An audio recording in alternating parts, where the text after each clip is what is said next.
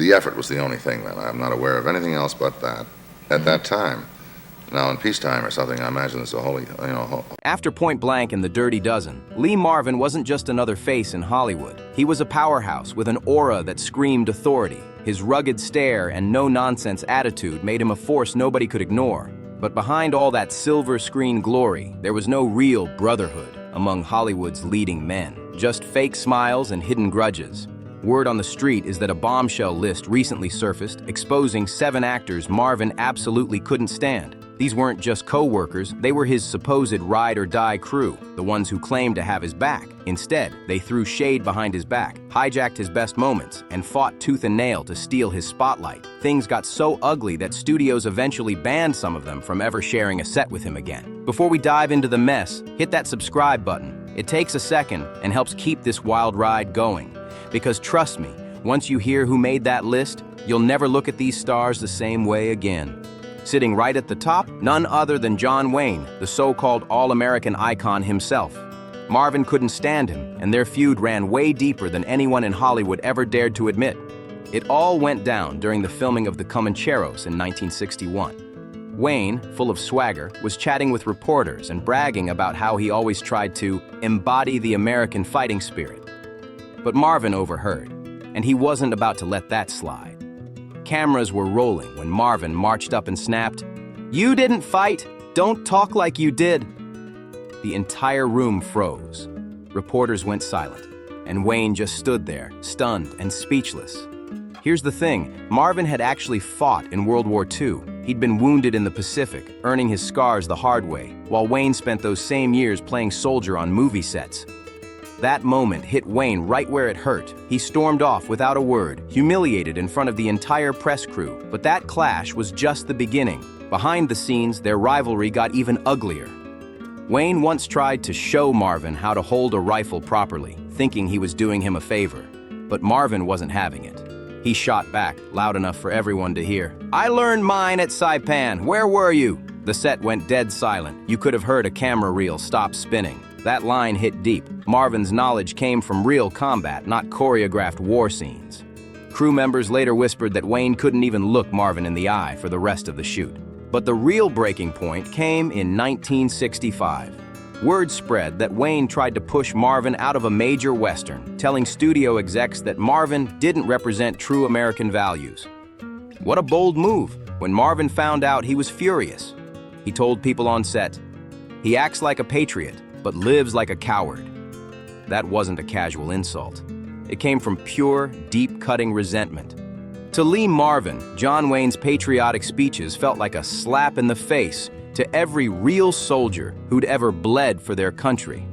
Marvin had lived that nightmare for real. He carried the scars to prove it, and he couldn't stomach seeing someone pretend to understand that kind of pain. Wayne never saw the front lines, only bright lights and film sets dressed up as war zones. Their grudge cut so deep that even after Wayne passed away in 1979, Marvin's opinion didn't budge 1 inch. When a reporter asked if he wanted to share any kind words, Marvin shot back coldly, "I honor soldiers." He played one. That single line hit like a punch. It said everything he ever felt. But hold on, because the next feud, it's pure chaos. Enter Frank Sinatra, the cocky megastar who pushed Lee Marvin to his breaking point. Marvin had no patience for Hollywood egos, and Sinatra's name was circled at the very top of his can't stand list. It wasn't the fame or the fortune that got under his skin. It was Sinatra's whole attitude. Sinatra had this habit of showing up whenever he pleased, barking orders like the set was his personal kingdom. The crew had to scramble every time he arrived late, all to keep him happy. One day, Marvin watched Sinatra stroll in hours behind schedule, snapping at people like they were nothing. That was it. Marvin wasn't about to let that kind of arrogance slide. He marched right up to him and said, "You think just because you show up, the world owes you everything?" The air went still. Everyone could feel the tension crackling. Sinatra wasn't the type to back down, though. He fired right back with a smirk. "At least I don't scream my lines like I'm still in boot camp." That comeback hit hard, and the whole room froze. From that moment on, their bad blood was permanent. The drama only got worse when Sinatra was lined up to join The Dirty Dozen, a perfect setup for 2 Hollywood heavyweights to collide on screen. But just before filming started, Sinatra suddenly pulled out, claiming scheduling conflicts. Marvin didn't buy it for a second. Behind closed doors, he told people he didn't quit because he was busy. He quit because he couldn't handle being part of a team. That line spread like wildfire through the industry, and everyone knew exactly who he was talking about. Their personalities couldn't have clashed harder if they tried. Sinatra's reputation as a perfectionist and control freak collided with Marvin's disciplined, ex-military mindset. Marvin believed acting was a job. You showed up ready, gave it your all, and respected everyone on set. Meanwhile, Sinatra treated every film like his personal concert stage. Things really started to boil when Sinatra began trash-talking Marvin at Hollywood's elite parties. He'd laugh with his inner circle and joke that Marvin needed a director to tell him how to breathe. That jab hit deep, especially for a man like Marvin, who prided himself on being raw, unfiltered, and real. But Marvin was never the type to stay quiet when someone dragged his name through the mud. One wild night in Beverly Hills, both men ended up at the same upscale bar, and the tension hit the roof. Witnesses said Sinatra was surrounded by his Rat Pack pals, cracking jokes about tough guys who think war stories make them real men. Marvin, sitting just a few seats away, heard every word.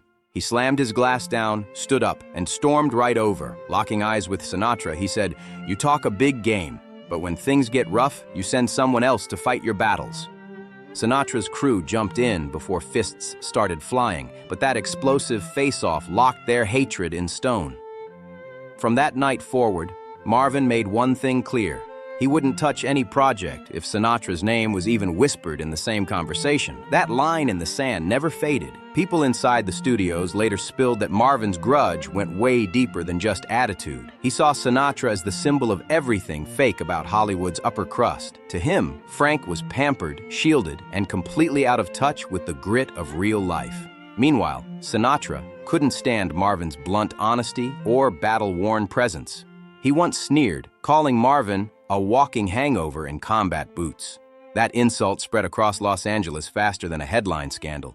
Their feud became the stuff of legend, traded in whispers through studio corridors and late-night Hollywood bars. Marvin never held back when Sinatra's name came up. Crew members said he'd tell them straight, "Sinatra's scared of real men. That's why he couldn't handle being in the same scene with us."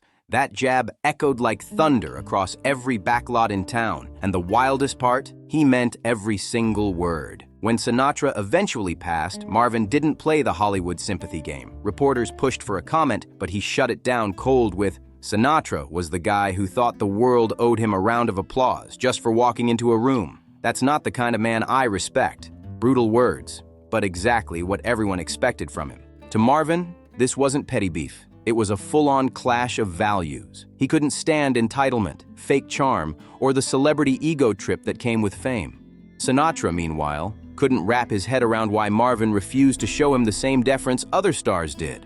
What they had wasn't rivalry. It was pure, raw contempt on both sides, and neither of them ever blinked first. But if Sinatra got under Marvin's skin, Charles Bronson brought out something even heavier, deep, grinding frustration. In Marvin's eyes, Bronson wasn't a fellow tough guy. He was a statue pretending to be one. Cold, distant, and impossible to read. Bronson gave off a vibe that chilled every room he walked into. Marvin couldn't stand how empty he seemed, like there was no spark behind that stone face. Things came to a boil on the set of The Magnificent Seven. Both men were cast as hard-edged fighters, but their approaches couldn't have been more different. Marvin brought fire, charisma, and loud, unpredictable energy. He was all action and attitude. Bronson, on the other hand, kept to himself, barely speaking between takes, like he was somewhere far away in his own head. The crew started murmuring, wondering if he even cared about the job at all. One tense afternoon, Marvin finally cracked. After another silent take with Bronson staring off into space, Marvin muttered to a fellow actor, "It's like working with a wall, and the wall's got more personality." The crew tried not to laugh, but they all felt it too. The tension on set was so thick you could practically slice it with a prop knife. Charles Bronson's silence wasn't simple shyness. It was an unbreakable wall. No one could get through it, not even Lee Marvin. Marvin, a man who thrived on energy, raw emotion, and real connection, found that kind of cold distance impossible to handle. He wanted teamwork, spark, some sense of brotherhood, but Bronson's blank stare made him feel like he was acting beside a statue instead of a human being. The tension didn't stay behind closed doors for long. Crew members noticed Marvin muttering sharp jabs between takes, mocking Bronson's stone-faced vibe whenever he could. During one interview, Marvin even cracked, "Bronson's great in a fight scene, but if I had to go to war, I'd pick someone who actually talks to me." That line hit Hollywood like a slap. Everyone knew exactly who he meant, and it made their feud headline-worthy. Their clash wasn't just about different acting styles, it was pure ego, emotion, and pride colliding on set. For Marvin, it always came down to respect. He believed a real actor had to connect, to feed off the emotions of the people around them, to build something real together. So when Bronson kept his guard up and refused to engage, Marvin didn't just see him as quiet, he saw him as selfish. To Marvin, acting was about brotherhood, emotion, and mutual trust, not detached performances that froze the room.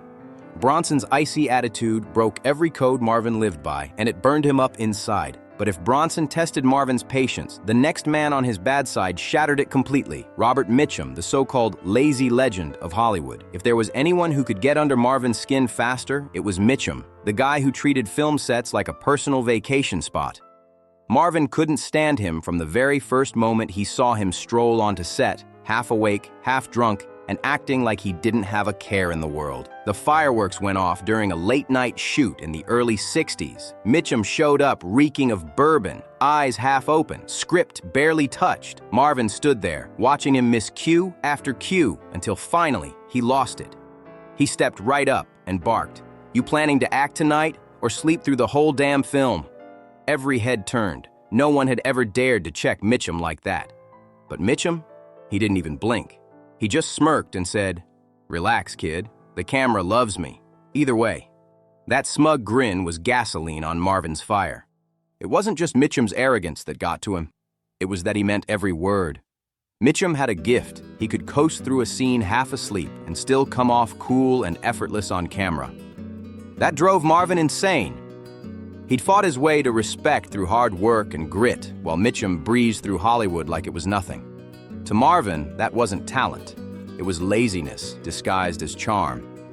People on set said the difference between them was night and day. Marvin would rehearse for hours, laser-focused, pacing the floor like a drill sergeant preparing for battle. Meanwhile, Mitchum leaned back against a wall, cigarette hanging from his lip, barely glancing at the script. It was like watching discipline collide with pure indifference, and neither one would back down. For Marvin, Mitchum's laid-back attitude wasn't just unprofessional, it was an insult to everything he believed acting stood for. And Marvin wasn't the type to keep his feelings quiet. The final blow-up came at a fancy Hollywood party packed with producers, directors, and big-time stars. Marvin, already irritated from hearing Mitchum brag about doing half the work for twice the pay, finally snapped in front of everyone.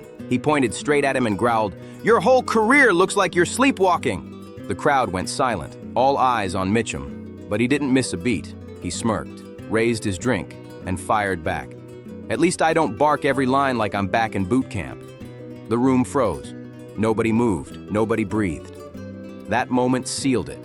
Two Hollywood icons, locked in a battle of pride, ego, and attitude that would follow them for years. The tension between Lee Marvin and Robert Mitchum was electric. Hollywood hadn't seen a clash that wild in years. Within a week, the story was everywhere. Studios, parties, backlots, everyone was talking about it. It became the ultimate showdown of styles. Marvin's raw, explosive intensity versus Mitchum's cool, sleepy charm. And as time went on, one thing became crystal clear. Those two would never share a frame, a drink, or even a civil word again. But just when it seemed like Marvin's temper had burned through every rival in town, another storm rolled in. Enter Brynner, the self-proclaimed king of Hollywood. If there was one thing Marvin couldn't stand, it was fake confidence wrapped in ego, and Brynner had both in spades. He wasn't just proud, he radiated arrogance. Working with him, Marvin said, felt like acting beside a royal statue that refused to blink. Their bad blood started brewing during the Magnificent Seven in 1960. Brynner, already famous for his larger-than-life king roles, carried that same energy behind the camera, acting like every set was his personal kingdom. But Marvin wasn't the type to bow to anyone, especially not to a man who demanded worship instead of respect. Even when Yule wasn't playing a monarch, he still behaved like one. Every move, every word, every stare. It was all about control. He didn't just want to act, he wanted to dominate the room. To Lee Marvin, who built his name on grit, sweat, and straight talk, it was pure nonsense. Things got messy fast. Brynner started demanding script rewrites to make his character seem stronger, extra lines, extra hero moments, all to keep himself center stage. Marvin wasn't about to let that slide. After one too many rewrites, he turned to Brynner, looked him dead in the eye, and snapped, "You're not the king of the set, Yul. You're just a guy with a big ego and a bald head." The room went silent. Cameras stopped rolling. Every crew member froze because everyone knew Marvin wasn't bluffing. He meant every word. But Brynner wasn't the type to take humiliation quietly. The feud only heated up from there, exploding over something as absurd as the lighting setup. Brynner, obsessed with looking flawless, demanded endless adjustments to make sure the spotlight hit him just right. Hours wasted, tempers flaring, and Marvin had finally had enough. He barked, "You're not acting. You're just waiting for the light to love you back." The crew gasped. Nobody talked to Yul Brynner like that. For Marvin, Brynner's obsession with lighting wasn't about art, it was pure vanity. He saw it as everything wrong with Hollywood, image over substance, ego over teamwork. Marvin lived for authenticity, and Brynner's self-worship clashed hard against that. On the flip side, Brynner saw Marvin's blunt honesty as a personal insult, a challenge to his throne. From that day forward, they were sworn enemies, no question about it. Their feud got so intense that studios started stepping back, whispering warnings behind closed doors. Whenever Brynner's name popped up in project talks, Marvin shut it down fast. He told execs straight up that he'd rather walk away from a film than share a set with him ever again. And knowing Marvin, nobody doubted he'd do it. That was the final spark in one of the most explosive Hollywood rivalries ever recorded. Lee Marvin didn't just clash with co-stars, he battled them. His list of enemies became legend. John Wayne with his fake patriot act, Frank Sinatra with his untouchable ego, Charles Bronson and his stone-cold silence, Robert Mitchum and his lazy swagger, and Yul Brynner, the ultimate control freak who thought every set revolved around him. Marvin stood against all of them and never once backed down. These weren't minor creative differences. They were full-blown wars of pride, power, and personality that still echo through Hollywood history. Lee Marvin was a man who played by his own rules and refused to fake respect for anyone who hadn't earned it. So, tell me, whose name on Lee Marvin's hate list shocked you the most? Was it the Hollywood hero John Wayne, the king of cool Mitchum, or maybe the bald royal himself, Yul Brynner? Drop your thoughts in the comments below. I want to hear who surprised you the most. And hey, don't forget to like, comment, and subscribe for more untold Hollywood stories that the studios never wanted out. More secrets, more feuds, more truth bombs coming your way soon. See you in the next video.